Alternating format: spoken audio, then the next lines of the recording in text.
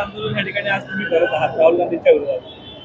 Actually आम्ही निषेध आंदोलन याच्यासाठी करतोय की 2026 20 फेब्रुवारी रोजी जे इंटरनॅशनल AI समिट इम्पॅक्ट झाली होती त्या ठिकाणी शर्टलेस असं आंदोलन राहुल गांधींच्या माध्यमातून त्यांच्या युवा मोर्चाच्या माध्यमातून त्या ठिकाणी झालं होतं आणि या बाबतीत देशाची प्रतिमा मलिन करण्याचं काम हे राहुल गांधींच्या माध्यमातून झालंय।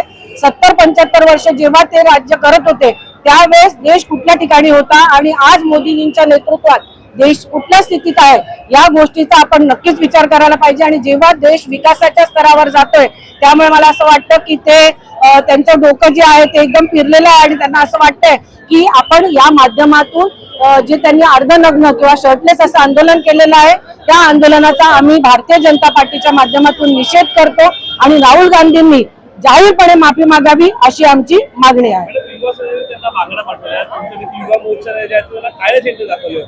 हो, त्याच पद्धतीने आम्ही त्यांना साडी पाठवत आहोत।